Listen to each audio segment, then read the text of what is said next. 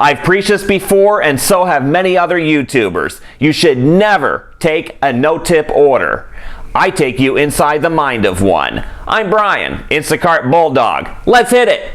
Welcome back to my channel. I'm a few days late getting a video out this week. Sorry about that, but it's been a crazy week for me. Before I get into my topic about no-tippers, I want to talk about a great story that just came out yesterday, and that is Market Basket Supermarkets. You see the truck up here? Because I used to work for them, and I love Market Basket. Not only as a consumer, but also as a former employee there. They are just a great company to work for and do business with. Well, they have been ranked number 3 in the nation, beating out some of the biggest national names in the grocery business. Now, this is a huge accomplishment because Market Basket does not hardly have any digital footprint at all. They just got a website like, what, 2 years ago? And Market Basket has been around for about 100 years with a relatively small footprint on the national scale. I mean, they're confined to 3 New England states, so like half of New England, Massachusetts, New Hampshire, and Maine. And they're beating out Trader Joe's, BJ's, Publix, and other big recognizable companies, Sam's Club and the like. And it's just great. So here's a paragraph from a story from CBS Channel 4 in Boston. Market Basket stole the number 3 position from Trader Joe's with its continued excellence on price and operations, while simultaneously making its biggest COVID-era improvements in speed. Market Basket is also like Trader Joe's in that they don't have a digital offering. They have built value propositions based on what their specific customers want. I had to give this shout out to Market Basket workers, executives, and even the customers, because none of that would be possible without them. But here's where Market Basket does not surprise me in getting this ranking, and that is because they have consistently offered the lowest price around, the best customer service in the industry, high quality in items and across all their offerings, and they take excellent care of their employees, which translates into good customer service that builds the relationships, that builds the loyalty, that earns the loyalty from the customers, which keeps them coming back for a long, long time. So big congratulations to Market Basket for making this distinction.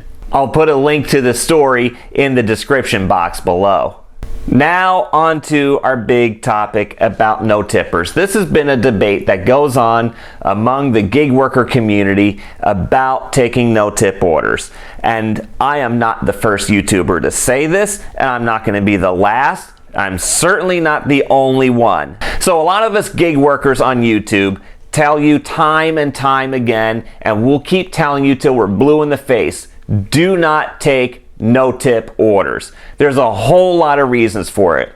I can't tell you how many times I've seen the stories right here on my own channel of people who say, I was just going to grab this one on the way home because I had promo pay and it made sense. I'm trying to reach that promo goal of the 5 orders of the day. So I took this no-tip order because I thought it would be quick and easy, and it turned out to be their biggest nightmare. Because what I see time and time again, and has been my own experience in the past, and that is the no-tipping customers are your most difficult customers, and they are the ones that will rate you low and never give you a tip at the end. But people continue to take these orders, and you need to stop, because some of this is a rookie mistake.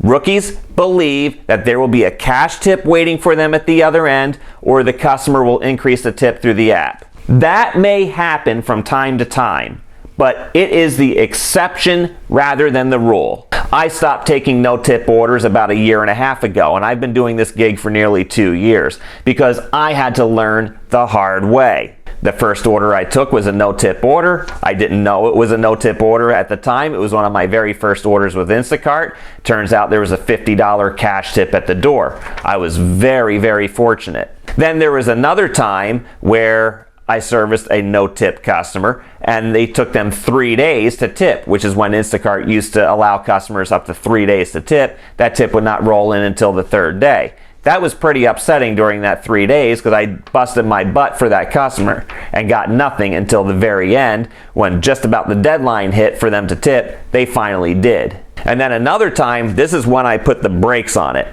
Someone took complete advantage of me, and not only did they not tip, but then they rated me poorly and reported items as damaged that were clearly not damaged. Jen on the Go has been the most eloquent voice on why you should not take a no-tip order. She's been saying this for a very long time, and I urge you to go see some of her videos addressing this topic. So last week, I saw on a local Facebook group, someone had posted something about tipping, and it was a good story about tipping restaurant workers. And somebody had to chime in negatively and say that they don't tip and they should never feel obligated why they should tip, and therefore it's just not in their habit to do. Within minutes, the comments were piling up. And within an hour, there were over 150 comments excoriating this guy. Like 99% of the comments were just blasting him. And I jumped in too. Unfortunately, I didn't think at the time that it was happening to take screenshots of the conversation and share it with you. It wasn't until about an hour later I decided, oh, I should go back and screenshot some of these things so I can show you. But by then the discussion had been shut down by the group moderator, so I could not go back and see the thread. But it was really interesting, so I made notes of what this guy said. And here's 3 points. The first point that he said, nobody is forcing you to work here. He was saying, if you don't like the work, then leave the business. The second giant point is, restaurants should pay a living wage and I should not have to subsidize them. And I'll get into the third point in just a moment.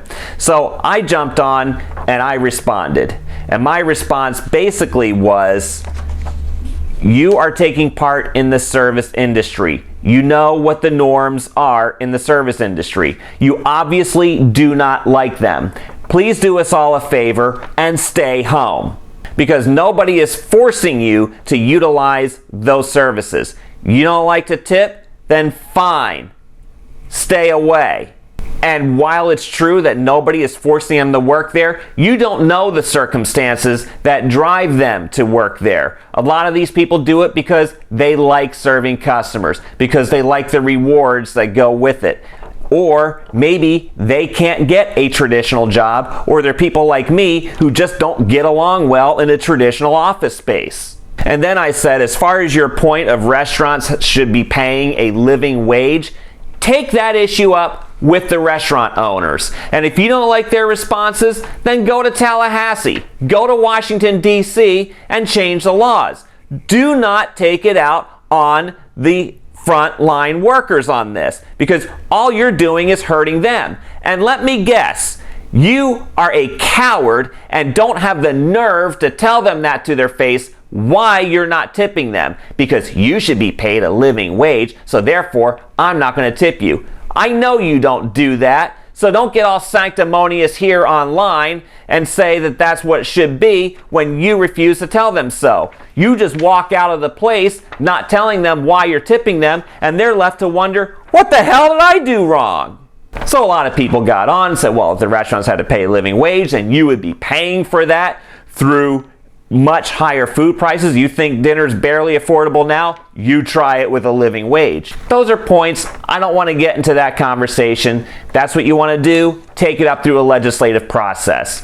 But in the meantime, if you're going to participate in the service industry, then you should play by the service industry norms. So another person commented on this Facebook group to the guy saying, you're right, you shouldn't tip 15%. You should tip 20% or better. To which the guy replied, and this is a direct quote, I give God 10%, and he does a lot more with 10% than those people can do with 20%.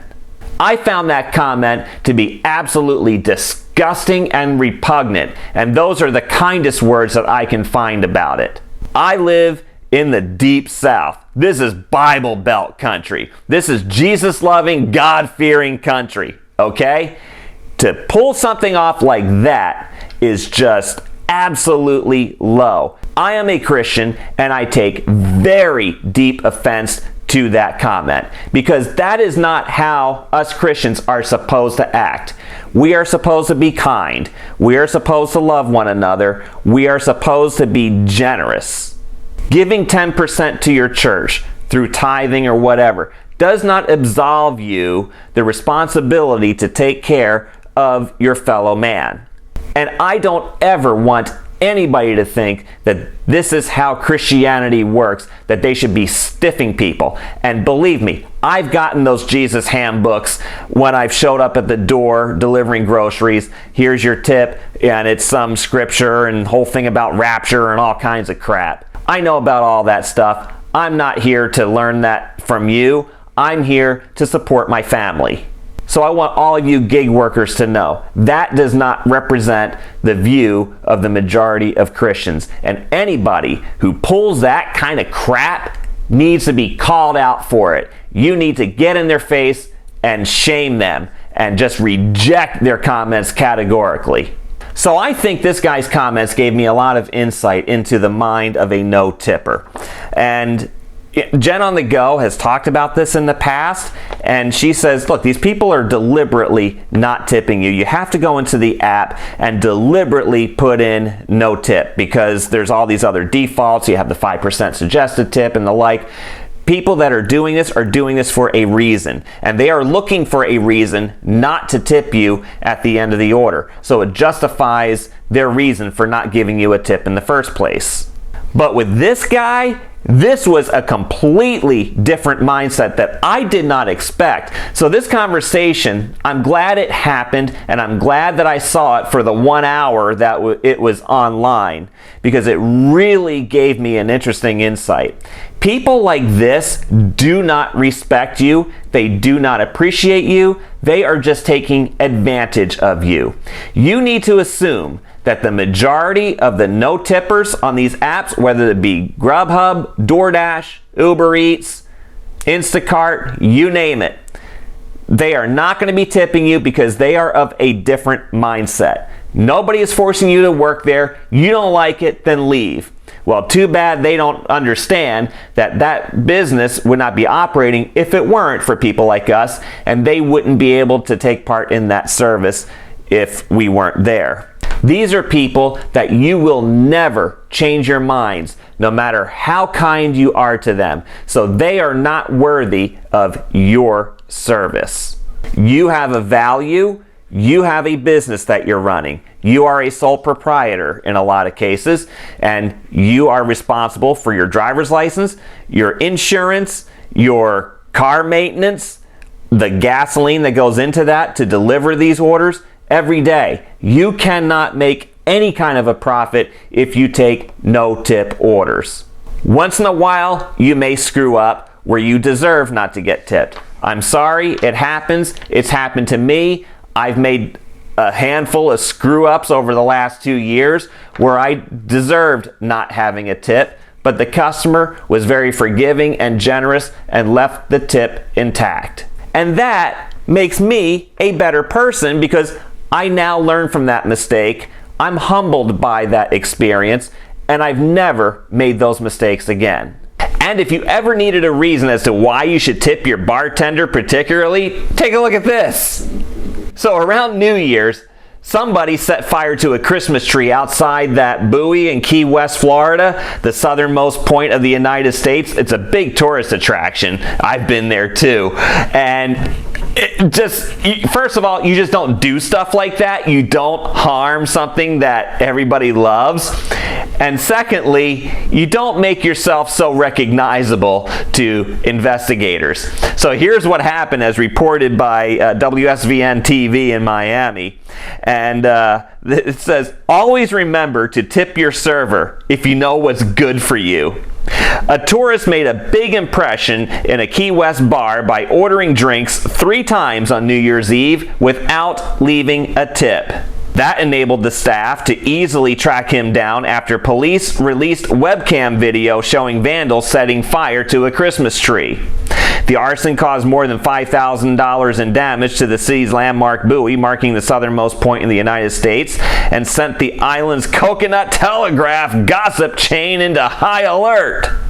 Like other locals across the city, bartender Cameron Briotti watched the video and recognized the 21-year-old man who had stiffed him at Irish Kevin's on Key West's famous Duval Street.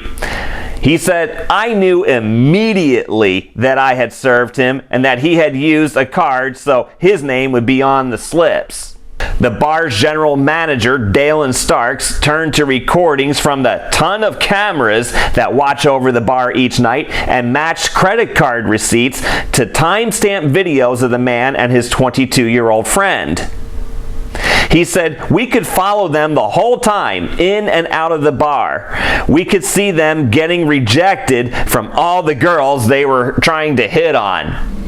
Now that right there is embarrassment enough. It made me think back to a video that Sarah the Shopper, formerly Instacart Pearls of Wisdom, formerly Gig Girl Pearls of Wisdom, where she said, karma has a camera. And boy, did that bitch have a camera. I do hope you give this video a like. Thank you very much for all the comments on my previous videos. I do read all of your comments, and I try to react to as many of them as I can. And please subscribe to my channel. Thank you to all of you who are subscribers and those who click that notification bell so you don't miss any more of my tips or bigger tips, better ratings, and insight into what's going on in the gig world. I'm Brian, Instacart Bulldog. Until next time, go get 'em!